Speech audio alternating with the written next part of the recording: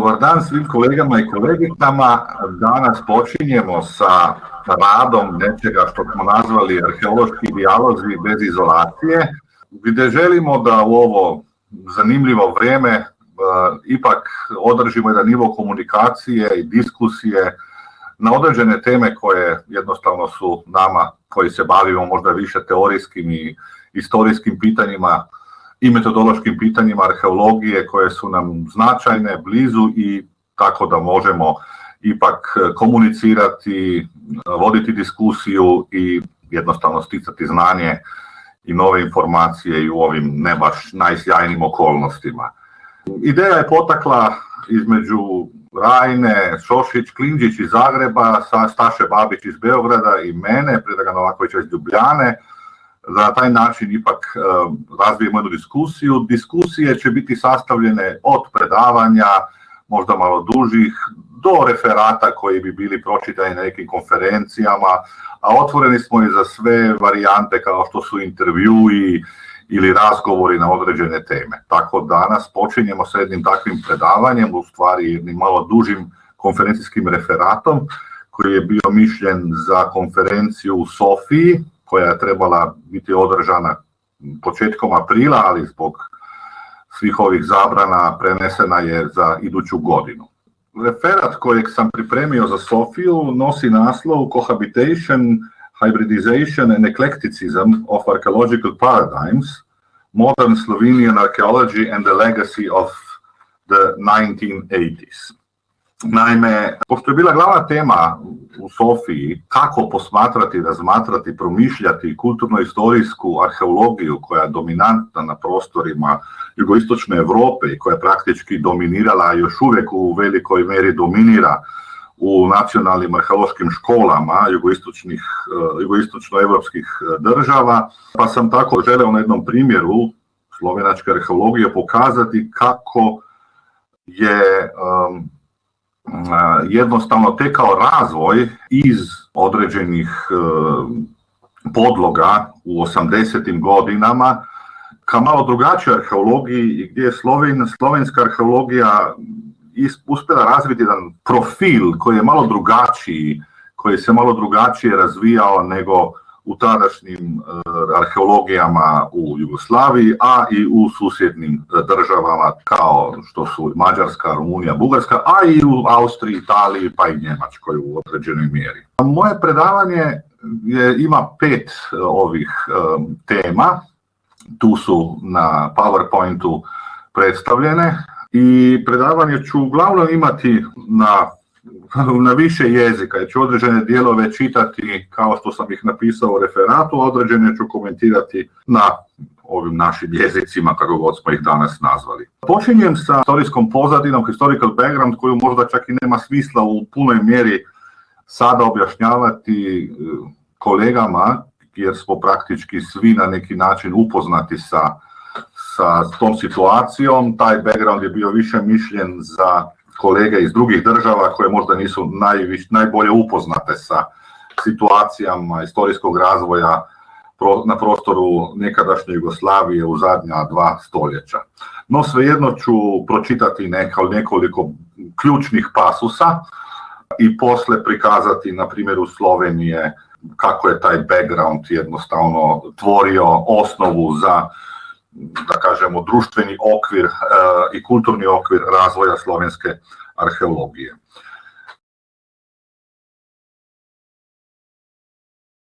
Kao što je tipično i signifikantno za sve arheološke škole u bivšoj Jugoslaviji, slovenačka arheologija tu nije izuzetak, glavni razvoj dešavao se, glavna modernizacija dešavala se u prva 2 desetljeća poslije Drugog svjetskog rata.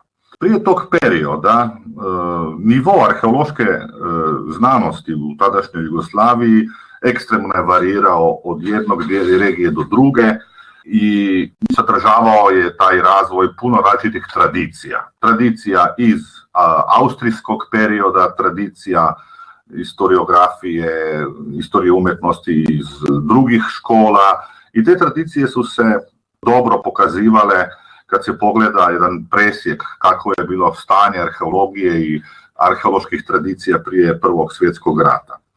No, tipično za praktički sve nacionalne arheologije je da poslije Prvog svjetskog rata slijedi jedna stagnacija u razvoju, jer jednostavno, i tu sad pišem na engleskom, the new country of Yugoslavia, formed after 1918, could not and did not provide adequate conditions for further development of the archaeological discipline and science and culture, for that matter, in general, and which could not match the conditions in the Austro-Hungarian state.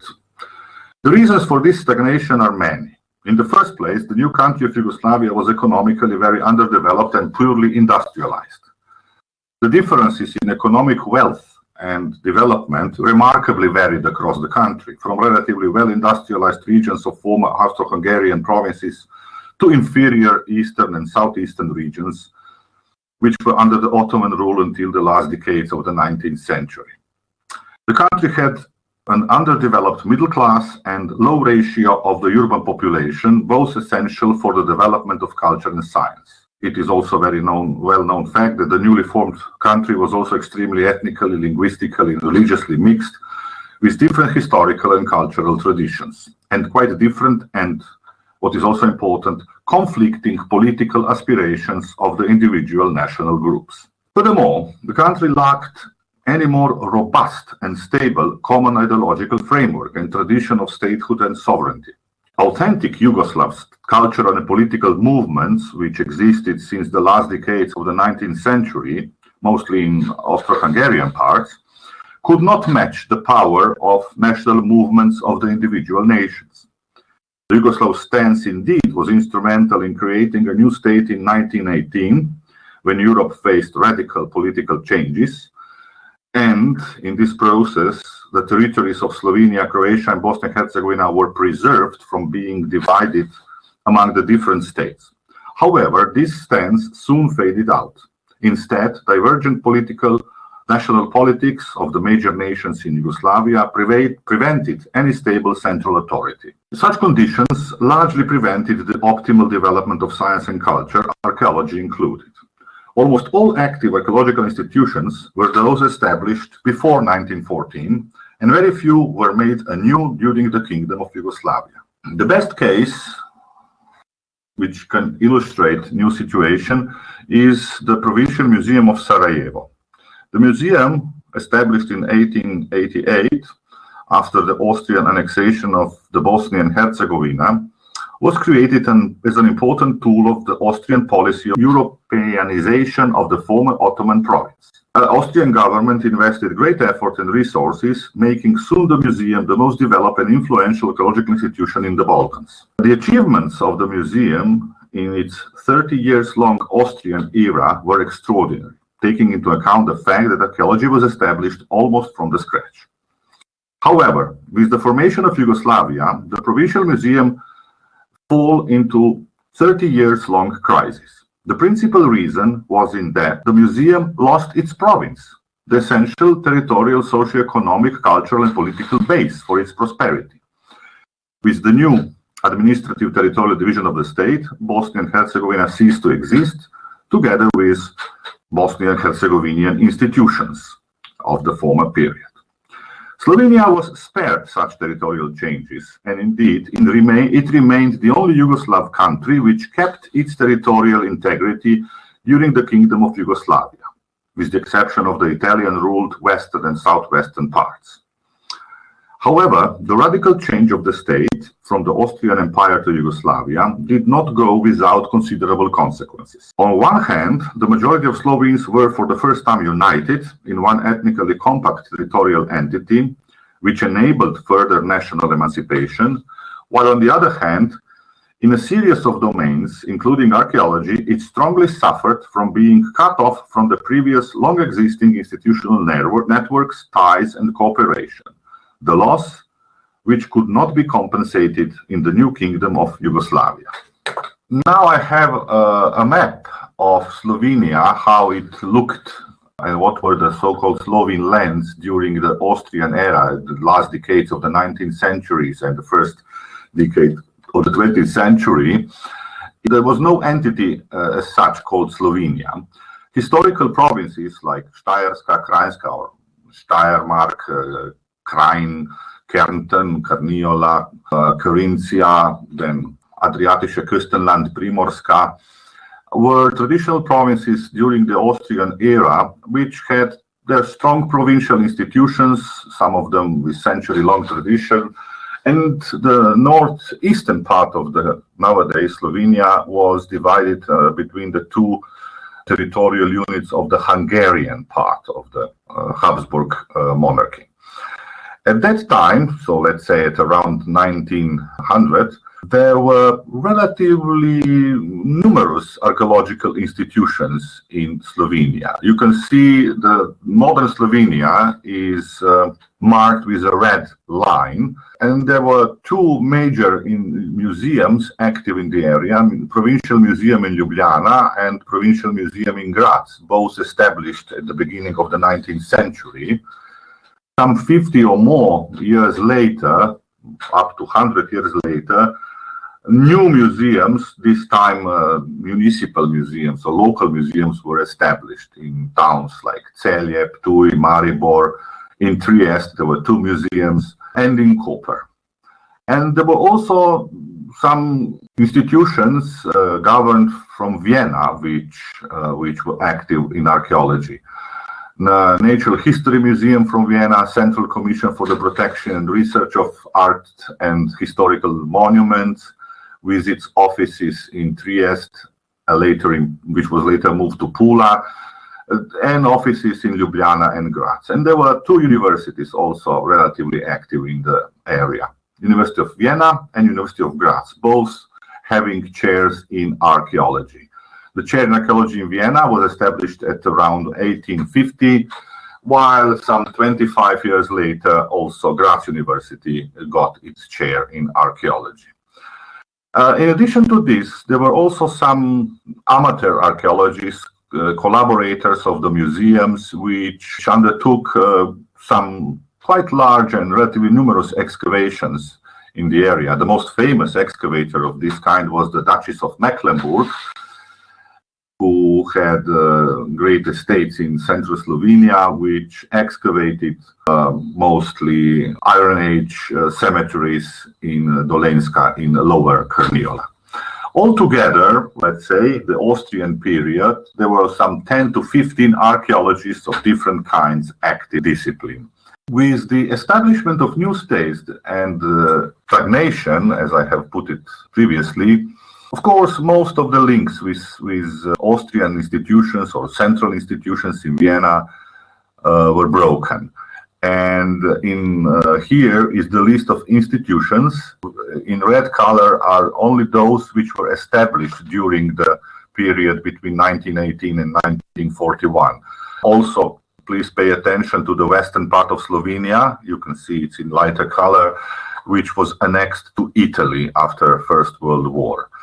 The figure of professional archaeologists in Slovenia was 5 times smaller than during the Austrian era. 2 professional archaeologists working at similar times, and occasionally 1 or 2 coming from outside the country. The intensity of work in terms of number of field projects, of excavated areas, of new sites discovered, was much lower than previously. Actually, the only step forward was establishment of the archaeological curriculum at the University of Ljubljana in 1923, which continued its existence until the Second World War, and provided a relatively stable base for further development of the academic archaeology in the area.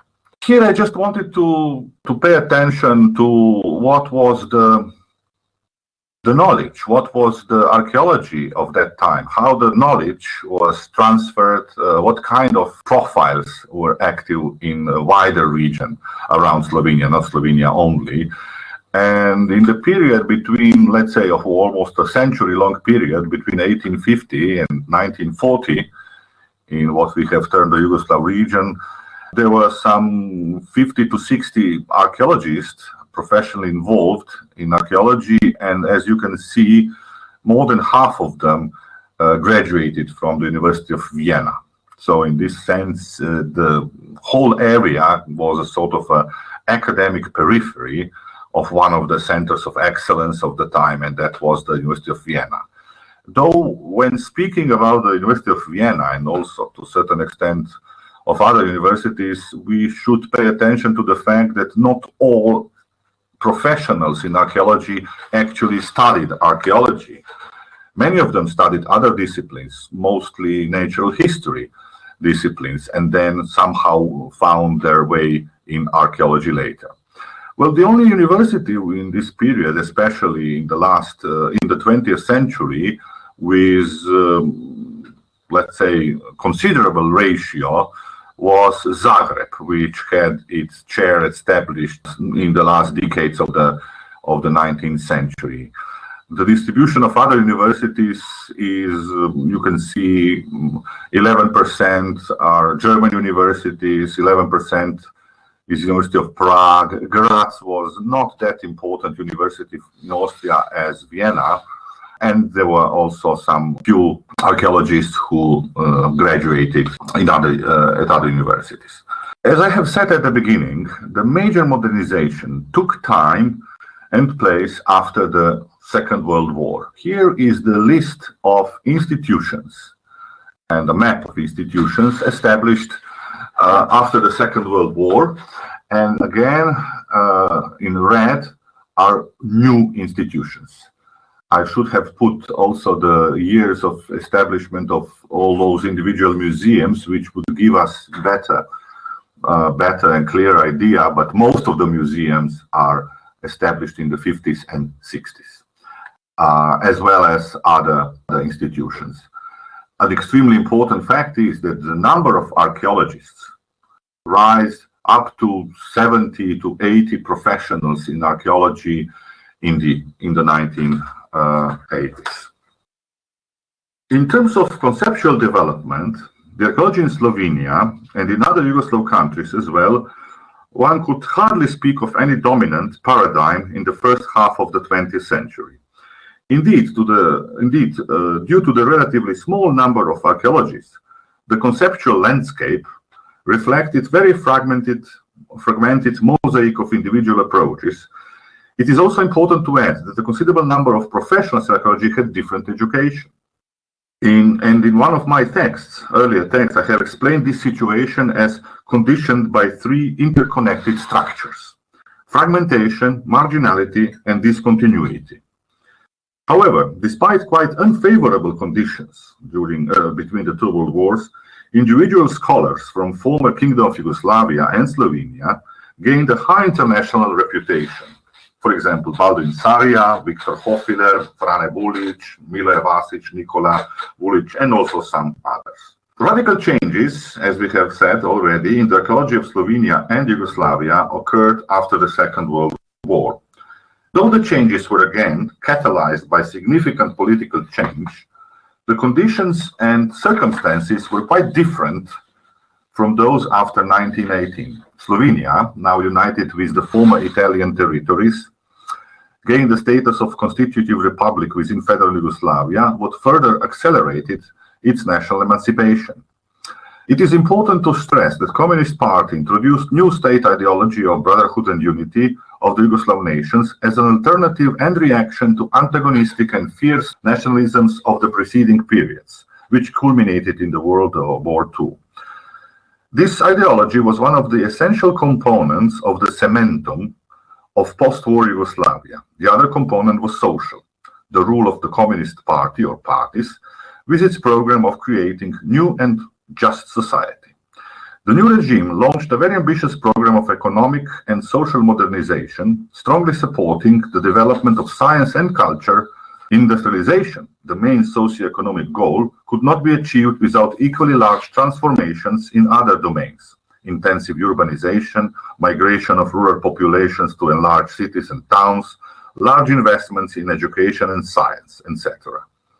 The fact is that this transformation was launched and implemented at the beginning in a rather dictatorial way, under the indisputable authority of the Communist Party, and in quite difficult international situation for Yugoslavia, for example, the rupture with Moscow and its allies in 1848, also with unresolved borders with Italy. However, after a decade, the rigid party rule started to melt when the country saw the balance between East and West. Yugoslavia indeed went through a genuine developmental boom in the following decades, which was also accompanied by the liberalization of the communist politics, especially in terms of opening to the West.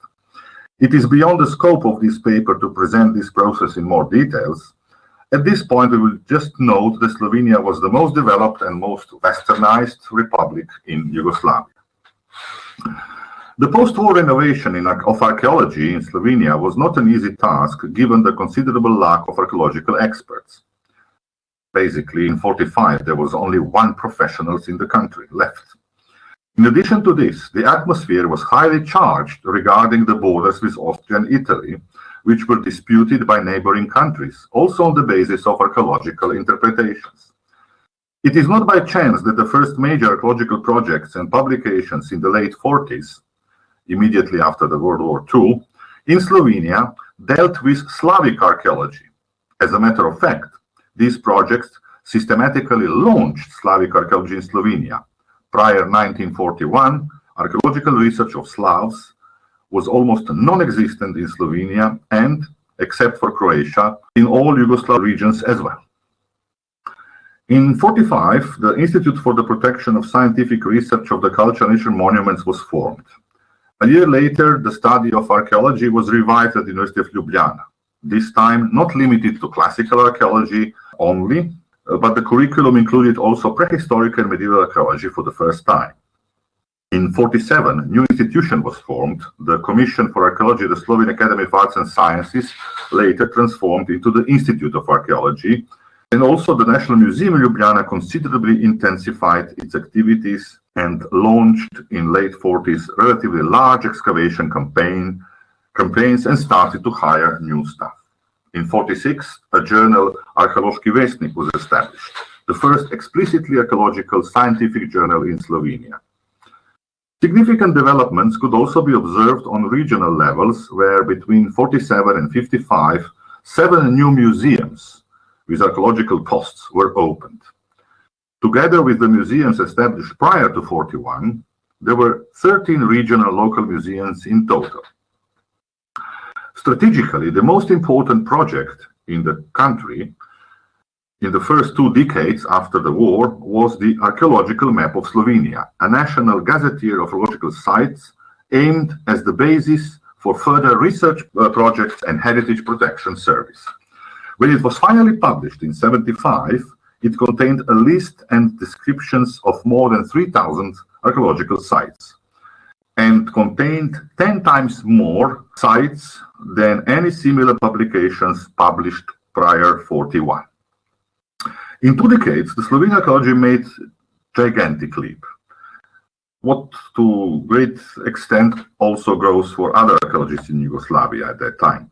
Until the end of the 1960s, all key institutions and infrastructure were there. A country with a population of 1.6 million had 15 museums with archaeological professionals, had the Department of Archaeology at the University of Ljubljana, had its research institute and well-developed Institute for the Protection of Cultural Heritage. In 1960s, there were about 40 professionals in archaeology in total in the country. An important role in this development had Archaeological Society of Yugoslavia, established in 1951 as the first all-Yugoslav scholarly society of professionals in archaeology. The goals of this society were very ambitious: to considerably raise the academic and expert level of archaeology in the whole country and to promote the Yugoslav archaeology on an international scale. To this end, the society took a leading role in coordination and planning the agenda of archaeology in whole Yugoslavia. It also had resources for doing this, for making publications, conferences, for giving grants for study trips and specialization trips abroad, for joint Yugoslav projects, exhibitions, etc. In 1971, parallelly with the increased federalization of the state, also the Archaeological Society of Yugoslavia was transformed into the Association of the Yugoslav National Archaeological Societies, and many of its tasks were then transferred to newly established Republican national societies. In conceptual terms, many things needed to be reconsidered and adapted to new social and political circumstances. Archaeological publications in Slovenia in the late 40s and 50s and also in Yugoslavia contain quite numerous programmatic texts of all kinds. They may not be considered theoretical in a modern sense of archaeological theory, but they, indeed, dealt with many concepts of archaeological research and archaeological practice. For example, the programs of institutions, definitions of principal concepts and categories in archaeological taxonomies, methodological guidelines, diagnosis of problems and step-backs in development of archaeology, then texts about broader social role of archaeology. Nevertheless, the undisputed basis of this renovation was the culture history paradigm. As a number of authors correctly stated, that archaeology in Central Europe was and remained historical in its nature, and located the reasons for this in worldviews influenced by experiences of living in highly complex and charged political and geographical and cultural situations, where constant competition instead of cooperation of nations, states and statelets, religions and politics created long-term structures for such worldviews. Slovene archaeology was no exception. In its intellectual history, such a strong structure appears to be the dominance of the German school of the 17th and 18th centuries idealist philosophy of history, of the type Herder, Kant, Hegel, and others advocated. The influence of these ideas was still strongly felt after the Second World War, and to a certain extent are still felt in Central Europe, especially in history and archaeology, and which remained rather reluctant in accepting or applying philosophical systems coming from other European intellectual traditions, for example, from French or British traditions. In the case of Slovenia and Yugoslavia, the two main phases of conceptual renovations on the basis of culture history approach can be discerned. For the earlier phase, until the mid-1960s, is characteristic a rather pioneering, or I have called it also engaged approach. In a rush to establish modern archaeology, with many new research fields and concepts to be established anew, the archaeological bibliography still exhibited several elements of the so-called Cocinian approach. Ethnogenetic studies of Slavic peoples were top on the agenda, as well as similar studies in prehistoric archaeology, for example, of the Illyrians.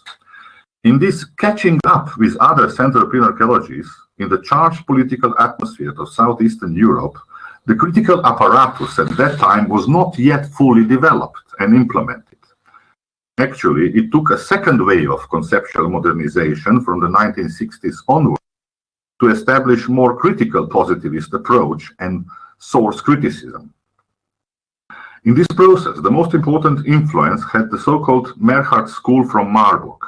Slovene and some Yugoslav archaeologists initiated intensive contacts with German scholars from this school, for example, with Miller, Karpe, Kossak, Milojčić, Werner, Dehn, already in 1950s, and gradually accepted all essential aspects of the critical positivist approach of this school. On this basis was later formed also the so-called Ljubljana School of the Bronze and Iron Age archaeology with Stane Gabrovec as a central figure, which earned a high reputation in Central European archaeology. Parallelly, major improvements in higher scholarly standards were also achieved in Slavic archaeology. Crucial for the establishment of more robust conceptual, methodological, and interpretive frameworks were series of programmatic conferences in Slovenia in 1960s and 70s on which individual archaeological periods or principal research topics in Slovene archaeology were discussed, reflected, and principal chronological and classificatory systems adopted together with interpretative models. The transition from 1970s to 1980s is marked by considerable generation change. The influential pioneers from the 50s and 60s retired or departed or were replaced by younger scholars which started their careers in already relatively stable conceptual and infrastructural conditions. The number of local museums increased, as well as number of archaeologists in them, but the most considerable increase was due to the creation of a regional network of heritage protection service. One central service was now divided into several regional branches. By late 1980s, the number of archaeologists almost doubled compared to 1960s, as well as the number of archaeological institutions, reinforcing so archaeology mostly on regional and local scales, not on national scale only. The 1980s are also marked by the introduction of new ideas and approaches, which this time did not come from the traditional partners from Central Europe, but from Anglo-American processual archaeology. In 1981, a group of younger scholars from the Department of Archaeology, University of Ljubljana, launched the journal Arheo as the official journal of the Slovenian Archaeological Society. The principal aim of the journal was to inspire a debate about archaeology, about its methods, social role, and its theory, not only in Slovenia, but in other Yugoslav archaeologies as well, simply to catch up with similar debates in international archaeology. The journal pointed out, and here I have quoted some of the major claims in my PowerPoint, that the crisis of knowledge and lack of critical reflection stemmed from the apparent self-evidence of archaeological practice and the burden of some basic tasks in the phase which still to be labeled as pioneering, and which caused relative disinterest for theoretical questions. In the attempt of archaeological synthesis, one can frequently find common sense voluntarism and primitive sociologization rather than methodically coherent interpretation. In neighboring disciplines, this raises legitimate suspicion in the competency of archaeology as a social science and gives the right to those who see it above all as a technique or in extremis an excavation service. The young academics in Ljubljana who proposed this change of course was the group of graduates from the early 70s who experienced student revolts in Yugoslavia between 68 and 72, and actually some of them actively participated in them. These student revolts had very heterogeneous goals and aspects, political, social, and cultural. However, the common denominator was a revolt not so much against general principles of the communist ideology and regime, but towards its rigidness, bureaucratization, and social injustice. Moreover, what also should not be ignored, younger generation sought more economical and political power in the society traditionally controlled by elders. The experience of these revolts indeed left significant imprints in cultural and intellectual life in Slovenia and Yugoslavia, and many new scholars in social sciences and humanities in the late 70s and 80s, who gradually took the leading positions in the academia, were actually having their roots in these revolts. To a certain extent, this also underpinned the endeavors for more intellectually upgraded archaeology. The first issue of the journal Arheo started with the translation of the Leo Klein's seminal texts, Panorama of Theoretical Archaeology. And in the following issues, the journal published translations and comments of the Louis Binford's texts. The climax of the intensive promotion of different archaeology was reached in 1985, when Louis Binford spent one semester teaching at the University of Ljubljana. And with the introduction of theoretical archaeology in the university curriculum in 1987, taught initially by John Chapman from the University of Newcastle. Nevertheless, the horizons of the Archaeo circle were much wider than the processual archaeology. Božidar Slapšak and Bojan Đurić, two leading scholars in this group, were experts in Roman and classical archaeology, who also studied in Greece and Italy, and also looked for other theoretical approaches in humanities, not just American processual archaeology. Together with some 40 scholars, many of them having background in the 68-72 student uprisings, they launched in 1985 a publication series, Studia Humanitatis, aimed at raising levels of theoretical and reflective thought in the broader field of social sciences and humanities, not only to go beyond the Marxist theory, but also to overcome other traditional theories, culture history included, dominant in the discourse in Central Europe. The first 10 books in this series were all by French scholars, de Mézil, Duby, Vernon, Le Goff, Derrida, Ducrot, among them also the Jean-Claude Gardin with his une archéologie théorétique, a text from 79. Later, in 87 and in 88, followed the books of Leo Klein, Archaeological Sources and Archaeological Typology, and André Leroy-Gouraume, Le Geste et la Parole. Other authors also relevant for archaeology were Fernand Brudel, Arnaldo Momigliano, Ranuccio Bianchi-Bandinelli, all contributing important theoretical texts about historical or art historical disciplines. Here are just covers of these mostly archaeological books, but the whole series today counts for more than 220 translations, plus hundreds of other texts of Slovene scholars. So it's quite an important series which had very important intellectual influence.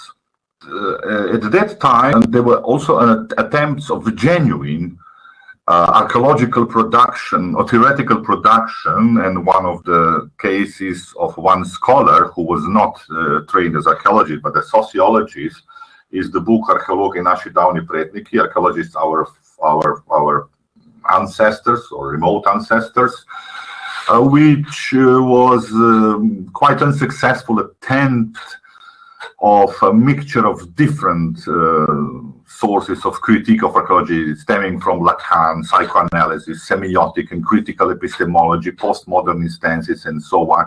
However, the book was, let's say, received not really positive reviews in other publications.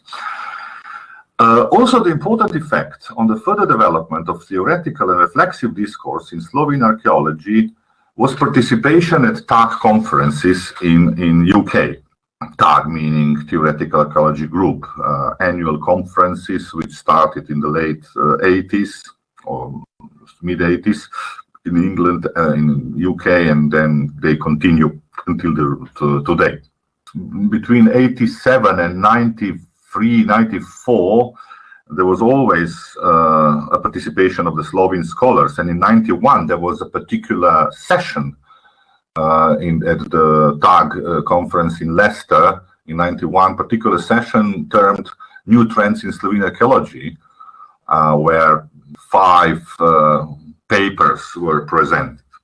However, a rather intensive promotion of mostly processual ideas of the time, new discourse did not take solid roots in Slovene archaeology in the 1980s and early 90s. And for some 2 decades, it remained limited to some scholars from the University of Ljubljana. One of the reasons should be looked in limited production of own original texts, which could be disseminated as good examples and guides. Translations were simply not enough for criticizing the cultural history approach, and even Louis Binford's lecturing for some time remained not well understood in the wider archaeological audience. The cultural history approach was still the dominant paradigm in Slovene archaeology. There was practically no criticism of new ideas, as they were not that relevant for the mainstream archaeology. Instead of sort of a conflict, a particular silent cohabitation was established. The cohabitation is the first phrase word I used in the title. So 80s and early 90s were a period of cohabitations where 2 different or more different archaeologists existing parallelly to a certain extent. To many outer observers, particularly to those from the former West, it may come as a surprise that Marxist ideology was almost inexistent in archaeologists in former Yugoslavia, Slovenia included. To be more precise, it was the epistemological Marxism which lacked. What was there was what I have termed elsewhere the protocolar Marxism, rather void protocolar phrases of adherence to official Marxist doctrine, most frequently used in texts which formally celebrated some important anniversaries, institutional achievements, or when presenting the role of archaeology in the context of socialist society. Furthermore, even this protocolar Marxism was gradually fading away from the 1970s onward. But why the epistemological Marxism did not take roots in archaeology? At the end of the day, there were some very influential Marxist thinkers and schools in Yugoslavia with a high international reputation. For example, the Praxis group or the so-called cultural school, especially strong after '68. And also the Marxist philosophy and sociology were studied on all universities in former Yugoslavia. The answer is actually quite simple. Local Marxism did not provide any adequate models of research and interpretation operative enough to match the culture history approach. Especially after the rupture with Stalin in '48, when rigid Soviet Marxism-Leninism was sought to avoid and replaced with alternative interpretations of Marxism, one would expect that the Yugoslav Marxism, which developed more liberal and eclectic features, would take deeper roots also in humanities such as archaeology, ancient history, or art history, but it did not happen. The second reason lies in the nature of the cultural history positivism and a theoretical stance in all archaeologists in Yugoslavia, which made them simply deaf also for the ideas developed in the Western Marxist thought, especially in anthropology. To a varying degree, a similar phenomenon could be observed in other former socialist countries. Having almost no Marxist heritage made the transition of archaeology after the collapse of Yugoslavia very smooth, with no breakups whatsoever in epistemology, methods, conceptual apparatus, interpretive models. There was nothing burdened with Marxism to be dismissed or abandoned or abolished. Besides the fact that the newly introduced socio-political regime, the capitalism, required legislative, organizational, and financial changes and adaptations, actually not much else changed for archaeology in Slovenia. In terms of independence, everything was already there in archaeology. The Slovenian disciplinary and institutional framework was established already decades before. Moreover, the principal potentials for modernizations were there since the 1980s. What further accelerated the modernization was the new international status of Slovenia, which substantially increased opportunities for international cooperation in the context of entering the European Union. The effects and consequences of the wars following the collapse of the former Yugoslavia, 91-95, on archaeology have not been fully studied yet.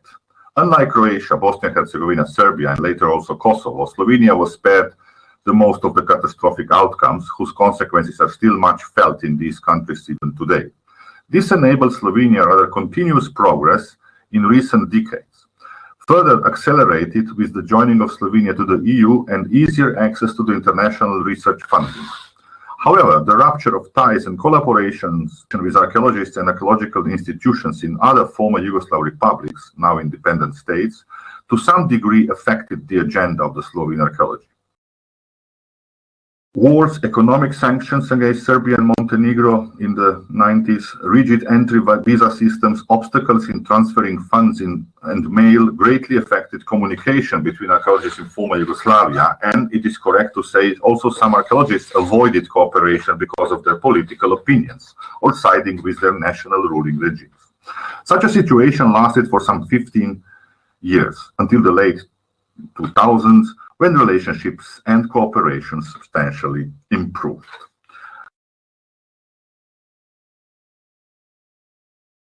This was 1980s, the situation in the late 80s. So we have these institutions here, and we have, as I have said, about 70 professionals directly involved in archaeology.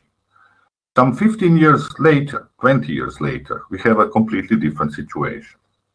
That's a situation with new university established, new models for heritage protection archaeology. We have 35 to 40 private enterprises in the whole country. Altogether today, we can see something like 260 and 280 archaeologists in the country, plus what is also important to note and interesting to note, some up to 50 retired archaeologists, so the persons who made all their careers in archaeology, full careers of 40 or so years. And this was a boom, actually, compared to the 1980s in terms of what I have called Vorsprung durch Technik. This is the phrase used from Audi, that's their motto, the development through technology. The major advancements in Slovene archaeology in 1990s were actually not in conceptual changes, but in methods. If new ideas in the 1980s promoted archaeology different for culture history, did not have great success in shaking up traditional archaeology, they were much more successful indirectly, in a more elliptical way, in the domain of methods. Methodological advancements were emerging simultaneously in different fields of archaeology, and the common denominator for most of them was a so-called incubator, the Department of Archaeology, University of Ljubljana, which at that time acted as primary think tank in the Slovene archaeology in recent decades.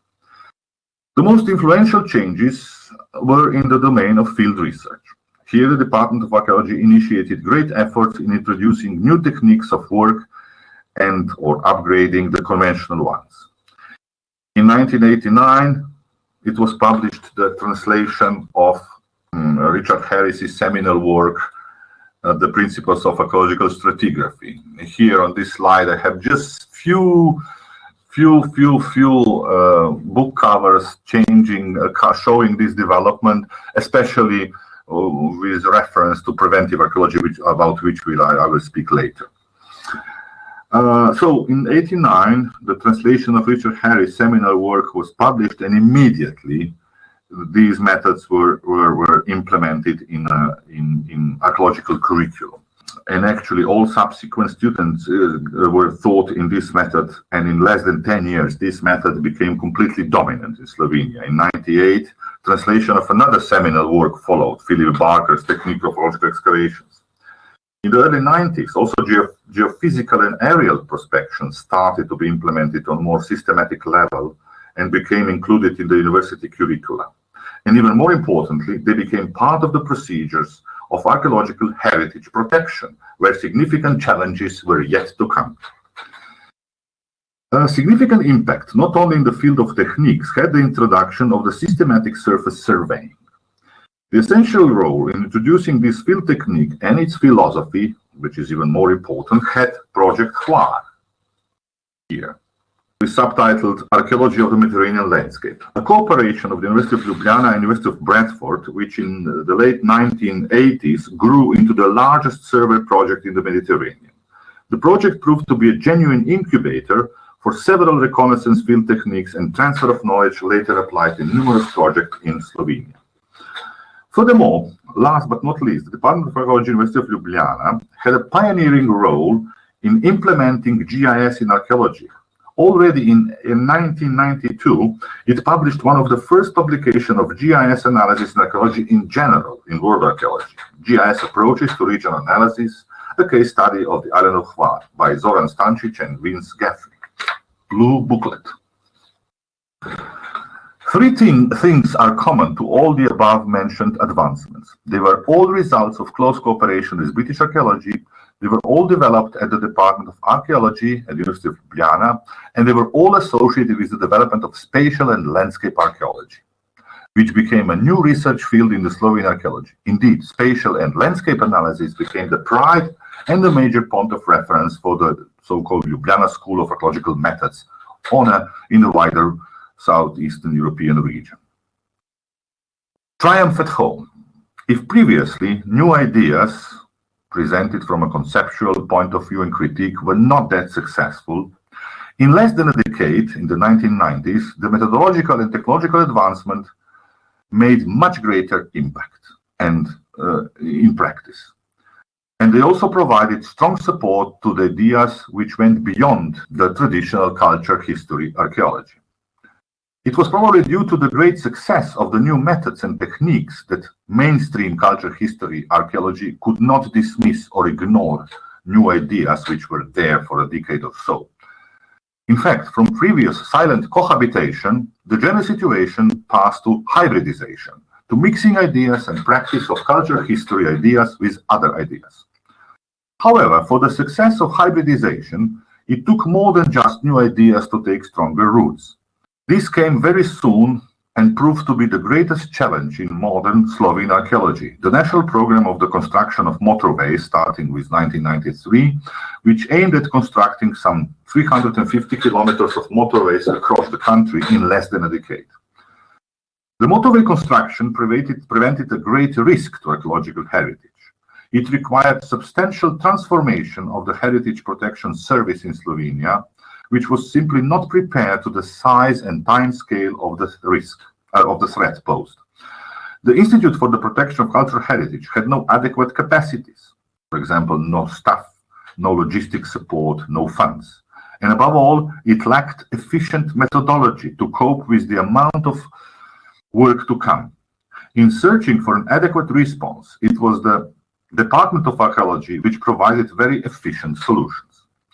Armed with new knowledge, methods, and experiences from different spatial and landscape projects, the experts from the department invented, so to say, a concept of preventive archaeology and prepared the first guidelines for it in 1994 for the systematic assessment of ecological potential of the threatened areas using integrated non-invasive methods from surface surveying, geophysics, aerial reconnaissance to GIS modeling. The guidelines became obligatory procedures in all motorway research and proved highly successful in practice. Out of more than 150 sites excavated, only or less than 8% of them escaped the research in the assessment phase. The motorway project had indeed a great impact on the further development of the Slovene archaeology in many respects. It is in this project where for the first time very large-scale excavations were carried out. The method of the stratigraphic excavations, introduced a few years before, proved essential for standardization of methods and documentation and interpretation. In total, the excavated areas measured over 2 million square meters. Due to the extreme time pressure of the construction of motorways, there was a great demand for archaeological labor. The only way possible to provide timely research was to allow private contractors to be included. In fact, it was the motorway project which gave birth to the private archaeological contracting as we know it today. And most importantly, the way how the archaeology reacted to the motorway project greatly influenced the actual legislation of heritage protection and the establishment of the proper preventive archaeology later on. Another significant effect of the motorway archaeology was a considerable increase in funds and resources since 1995. Circa 1% of the motorway total costs were for archaeology. This directly led to an increase in employment of new archaeologists and created an active group of professionals working in the market. Largely increased funds also led to an increase in the level of expertise. Many types of modern physical, chemical, or biological analysis, previously very rarely used in archaeological research, if at all, became obligatory. Furthermore, significant advances were also made in the domain of recording using modern digital and other IT technologies. Motorway project was by all means the principal catalyst of development of the Slovene archaeology in the last decades. However, it could not be so successful without adequate developments in the field of archaeological theory, epistemology, and methods, which were initiated, again, I point to the late 80s, and provided the conceptual infrastructure for new practices a decade or so to follow. It is indeed in this way how new ideas triumphed finally, in a sense, hic Rhodus hic salta, and how they were widely embraced in current Slovene archaeology and embodied in its present practice, not by having direct influence as a theoretical text, but by proving their validity in practical circumstances. We would like to point to another, a closely associated phenomenon in recent archaeology, a large proliferation of archaeological landscape and spatial studies. Also for these studies, the bases were laid down in the early 80s with the first PhD research, which included concepts and methods of spatial archaeology from the US and UK in the 90s.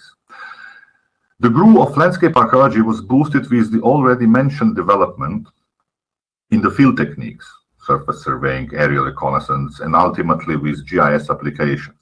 Technological development in the domain of landscape studies was parallelly accompanied with influential texts which reflected history, epistemology, and methods of spatial research and archaeology. These are those which reflected spatial research and their use in Slovenia.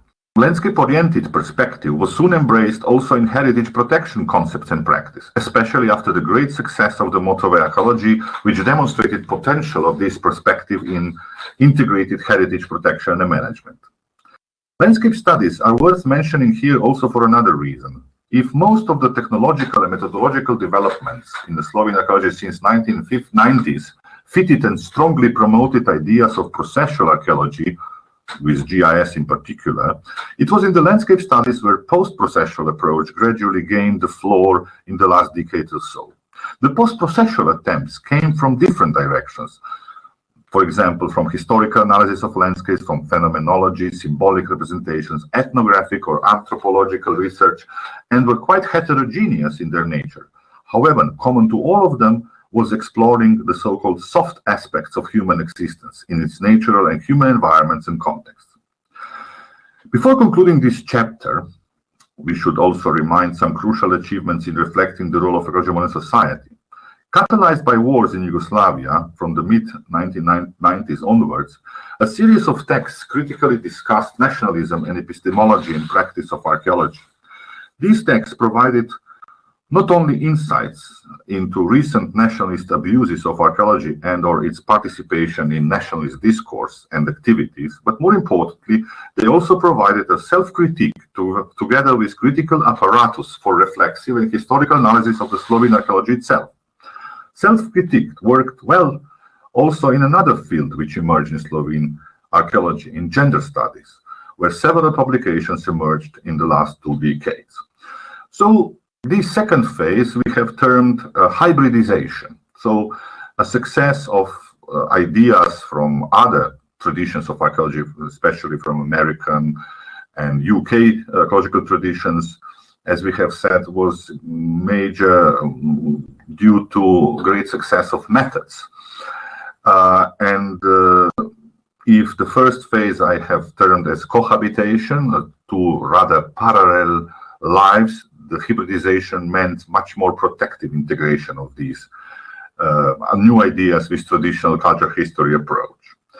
I'm finishing my lecture, which turned out to be longer than I was expected, with a title of chapter Towards an Eclectic Archaeology. Well, I would like to say that situation in archaeology have greatly changed today. Archaeology today is increasingly data-driven. In Europe, 95% or more of all research projects are in the context of preventive archaeology, and archaeology has not much saying about where and what will be researched. What remains is the challenge of enormous increase of data and collected objects. So my question is there any single theory which can cover such heterogeneity, volume, and velocity of new data? The phase of hybridization in the Slovene archaeology is probably the best viewed when we look at the aspect of preventive archaeology. Here we can see how dynamic this development was, in how in a relatively short time the whole concept of preventive archaeology with its full institutionalization was implemented in, let's say, 2 decades time. And it's here there are just figures of some major achievements, taps, passes made, major developmental results. But here, actually, the full hybridization is hidden. Hybridization of culture history approach and of new ideas coming from, let's say, traditional processual archaeology or modern processual archaeology, or even from post-processual archaeology.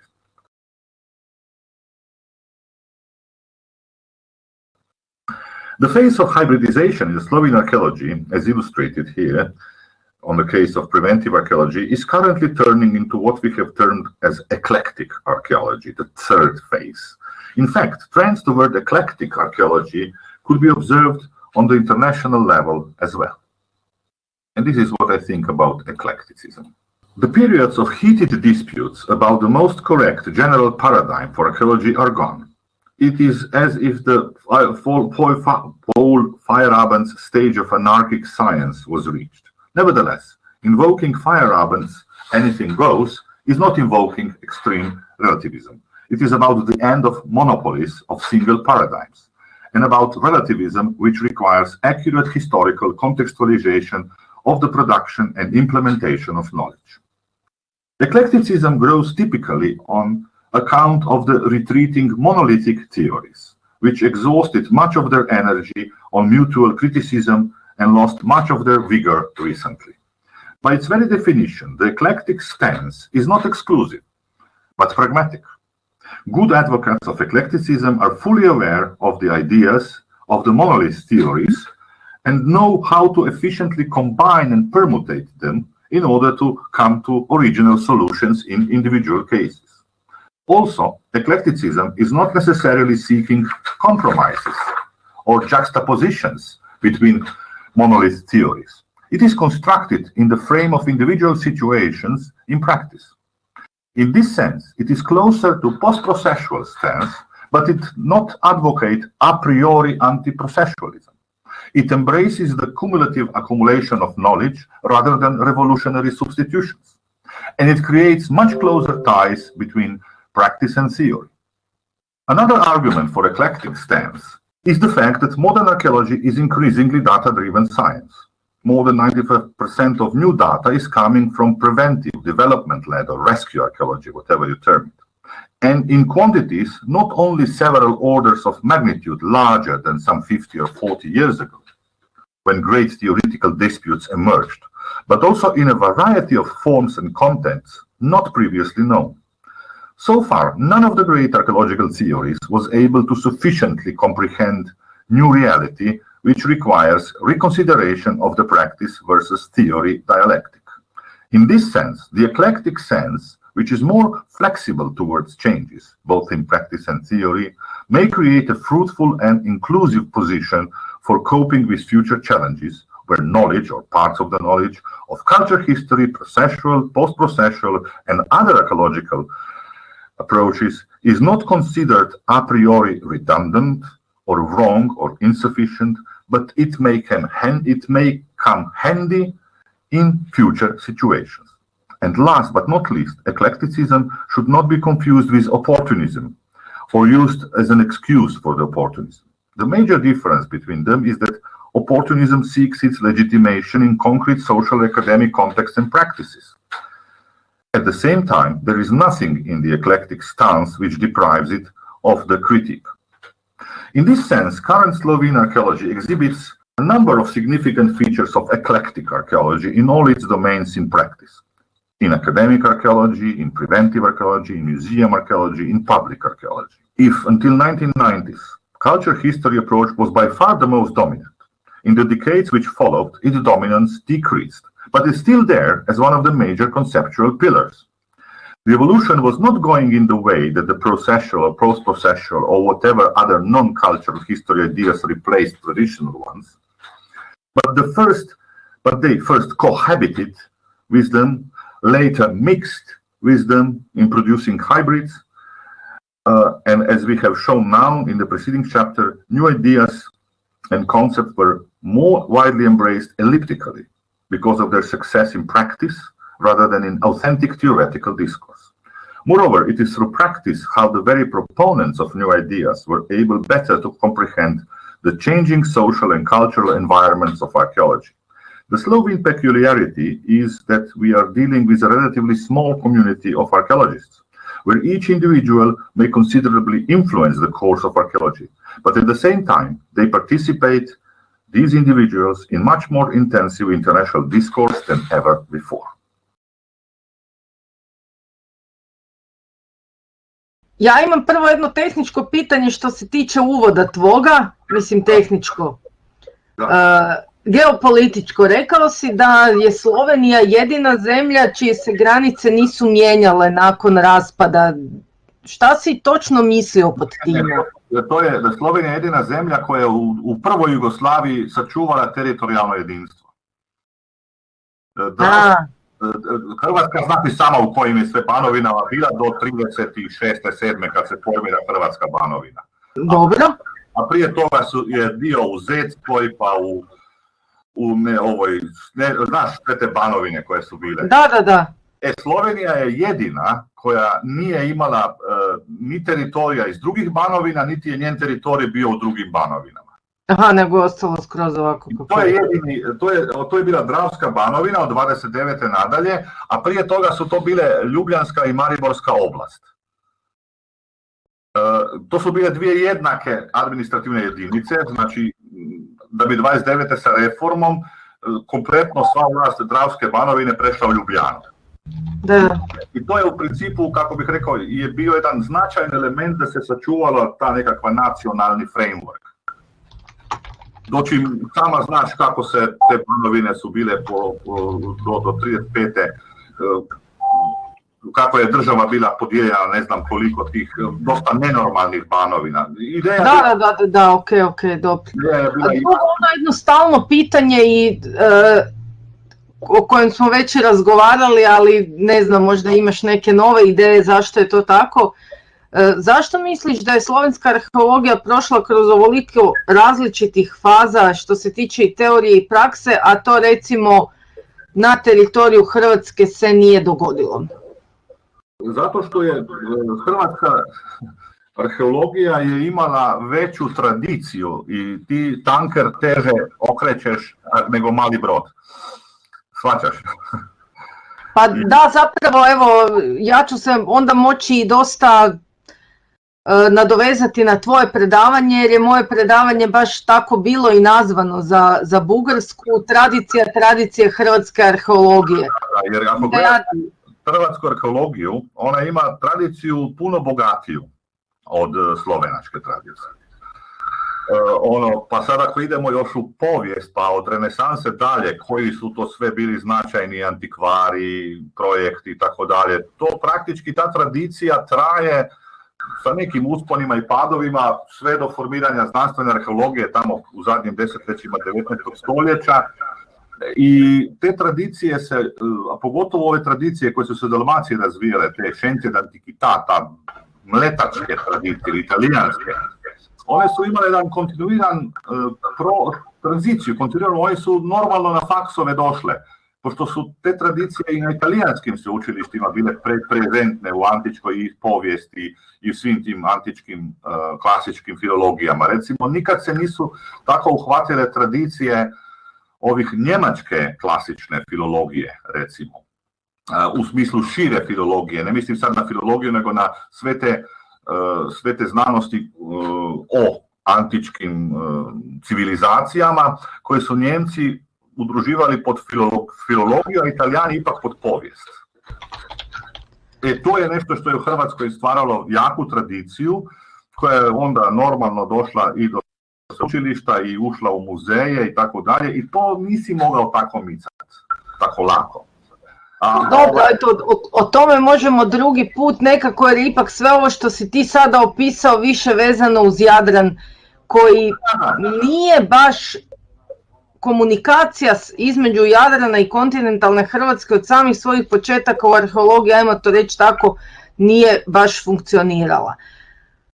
Tako da zapravo moje pitanje je bilo više vezano uz ovaj kontinentalnu tradiciju, recimo to tako, i ajde više manje onoga što bi potpadalo pod ingerenciju Zagrebačkog sveučilišta i prvo Narodnog muzeja, onda Arheološkog muzeja u Zagrebu, gdje isto zapravo su početne pozicije bile vrlo slične, a slovenska arheologija otišla u jednom potpuno drugom smjeru od Hrvatske. Zato što hrvatska arheologija 45. ili 50. ona ima poprilično toga na što se može nasloniti, i kontinentalna i ova jadranska, na što se može nasloniti od prethodnih razdoblja. Slovenačka arheologija ima toga izuzetno malo. Praktički 45. kad je oslobođenje Ljubljane, u Sloveniji postoji jedan jedini profesionalni arheolog. Jedan jedini, sve drugo je nestalo. Od toga dio arheologije u Sloveniji do 40-ih radili su stranci, koji su naravno tako ili drugačije ih je sudbina onda povela doma, kući. Oni nisu ostavili poslije toga većih tragova u Sloveniji i tako dalje. Da, onda zapravo možemo sa time nekako zaključiti da su naša tradicija bila ta koja nas je opterećivala u tome da možemo ići dalje. Da, ali druga stvar je, ta jaka tradicija je napravila nešto što recimo nije bilo u drugim jugoslovenskim republikama ili kasnije zemljama, očito. Ta vrlo jaka decentralizacija i vi imate u Hrvatskoj daleko najveći broj arheologa, muzeja, što lokalnih, gradskih i drugih. Imate jedini, pa ne znam, 3 arheološka muzeja, koliko znam, 5. Ček, više. Baš samo arheološka. 5, najmanje. Split ima 2. Pula, Zagreb, da li sam... Zadar, da. Osijek. A Osijek ima isto arheološki muzej sad. Tako je. Aha, vidiš, to nisam znao. Znači, 6 muzeja arheoloških. Znači, arheologija je tu tako jaka, tako dobro usidrena upravo zbog tradicije, što naravno daje prednost u drugim domenima. Nije nužno da je to uvijek sitro koje te malo vuče nazad, da bih mogao. Znači, recimo, i to da imate bar 4 značajna centra razvoja, Zadar, Split, Pula, Zagreb, možda još se neki drugi centri pojavljuju, sad je nešto što je vrlo značajno. Recimo, ako pogledamo Srbiju, tamo je Beograd i praktički pored Beograda ne postoji nijedan jak centar. Imaš li ti jasno reći šta na to? Pa ne, ali mislim da trenutno ne može da bude više od jednog. Prosto mislim da smo suviše mali. Ba nije mi to, znači to je čest izgovor, ja bih rekao. Ne radi se o malosti, radi se, gledaj, danas je srpskih arheologa toliko koliko je bilo hrvatskih pre 30 godina. Dobro, ali dobro, to su sada druge okolnosti. Ali pre 30 godina hrvatska arheologija je bila isto jako decentralizirana. Imala je velike centre, kažem, Pula, Split, Zadar i Zagreb su bili, recimo, centri. Znaš, radi se o jednostavno drugačijem konceptu stvaranja institucija. U Srbiji, kao i u Bosni i Hercegovini, do 1991. je centralizacija jedan značajan trend. Recimo, ništa ne bi sprečilo da ne bi bilo neke jake arheološke škole u Nišu. Ako pogledamo koliko ima stanovnika, kakve su arheologije oko sebe ima i koliko ima zaposlenih arheologa, tu je jedan ogroman nesrazmjer. Ne znam, u muzeju su 2-3, u zavodu 1-2 i tu je to, više manje. Da. To su sve univerzitetski gradovi. I Niš, i Novi Sad na kraju krajeva. Vojvodina ima isto dugu tradiciju arheologije, još od kraja 19. veka sa muzejem u Vršcu, sa brojnim institucijama koje su jednostavno imale taj izvor još u austro-ugarsko vreme i koje su prenosile tu tradiciju. Ali jednostavno centralizacija u Srbiji bila ta koja je, ja mislim da je to jedna od značajnih, kako bih rekao, kočnica u razvoju arheologije, upravo ta prevelika centralizacija. Na kraju krajeva baština je najčešće regionalnog ili lokalnog značaja. I ako ti nemaš lokalno razvijenih, jakih lokalnih ili regionalnih institucija, onda jednostavno gubiš potencijal te baštine, jer se gubi dok stigne do centra. I ako pogledamo najveće projekte koji se rade, recimo na jugu Srbije, Caričin grad, pa i Gamzi grad, pa još drugo, to se sve radilo, ili pogledajmo kako se zove, Viminacijum, to se sve radi na neki način tako da su vođe projekata ljudi iz beogradskih institucija. Da. Što recimo kod nas nije slučaj. Kod nas su recimo određeni veliki projekti bili rađeni na potpuno regionalnom nivou, bez ikakvog direktnog organizacionog uloge ljubljanskih institucija. A pogotovo sa privatnim firmama se je razvoj određenih domena potpuno preselio iz akademske arheologije u privatnu arheologiju. Naravno, to su domene koje su više pisane na kožu okolnostima u kojima rade privatni arheolozi, ali oni su recimo ti koji su posle, ne znam, 20-30 godina počeli bombardirati sa C14 stotinama datuma, bombardirati sa svim mogućim analizama koje su oni radili. Da ih akademska arheologija, kao što recimo Institut za arheologiju, uopšte nikad nije ni probao da radi, nego je taj pritisak bio takav da je taj drugi domen koji je bio potpuno izvan, ajde da nazovemo tamo, državne kontrole, počeo na svoj način razvijati i značajno utjecati na poboljšanje tome. I to je ono što ja govorim, da je učinak kada imaš više centara koji nisu nužno hijerarhijski organizirani. Dobro, to je svakako nešto o čemu imamo tri različite zapravo prakse, razgovarati o tome koja od njih polučuje najbolje rezultate, nešto što ja mislim da bi bilo svakako korisno, samo možda kada će nas biti više, kada će biti više različitih kolega sa različitim načinom razmišljanja. Sad smo ovdje po jedan iz svake zemlje i ovo je možda dobar način da se ova priča otvori i zakotrlja i možda bi nam to mogla biti tema iduće rasprave. Dakle, koji model arheologije možemo reći i da li uopće možemo razgovarati na taj način pokazuje najbolje rezultate u smislu nekakve proizvodnje znanja, arheološkog očuvanja baštine, svijesti ljudi o baštini i tako dalje. Da, pa svakako. To su sve različita iskustva kroz koje smo prolazili i to samo, kako bih rekao, još više me ubjeđuje u eklektičnost savremene arheologije. Pa, apsolutno, da.